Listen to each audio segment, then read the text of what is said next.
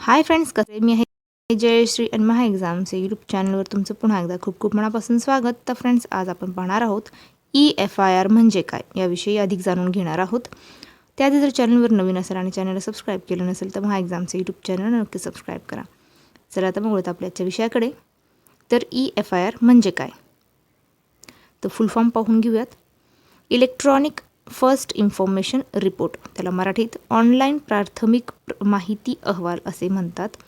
Police स्टेशनमध्ये न जाता मोबाईल किंवा कम्प्युटरवरून गुन्ह्याची तक्रार नोंदवण्याची सुविधा आहे. तो कोणत्या गुन्ह्यांसाठी EFIR करता येईल, तर EFIR फक्त लहान किंवा नॉन कॉग्निझेबल गुन्ह्यांसाठी असते, जिथे पोलिसांना तात्काळ तपासाची गरज नाही. करू शकता. मोबाईल हरवणे, पॅन कार्ड, आधार कार्ड, मार्कशीट हरवणे, दुचाकी किंवा चारचाकी चोरी फक्त कागदपत्रांसाठी, बॅग पाकिट हरवणे, किरकोळ चोरी म्हणजे 50,000पेक्षा कमी किमतीचा माल असेल तर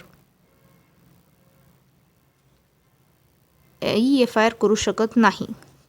तर खून, दरोडा, बलात्कार, फसवणूक, अपघात अशा गंभीर गुन्ह्यांसाठी थेट पोलीस स्टेशनलाच जावे लागणार. पुढे पाहूया. EFIRचे फायदे काय आहेत ते पाहूया. घर बसल्या तक्रार, पोलीस स्टेशनच्या चक्रा मारायच्या गरज नाही. वेळेची बचत, 24 तास 7ही दिवस कधीही करता येते. पुरावा, EFIRची PDF मिळते. विमा, बँक, सिम कार्ड ब्लॉकसाठी चालते. पारदर्शकता, तक्रारीचा स्टेटस ऑनलाईन ट्रॅक करता येतो. पुढे पाहूया. EFIR कशी नोंदवायची, स्टेप्स पाहूया. तर महाराष्ट्रासाठी CCTNS पोर्टल आहे. महत्त्वाचे मुद्दे काय आहेत, तर EFIR नाही, ही फक्त हरवलेल्या वस्तूंची नोंद आहे, तपास होत नाही. खोटी माहिती दिल्यास IPC 182 नुसार कारवाई होऊ शकते.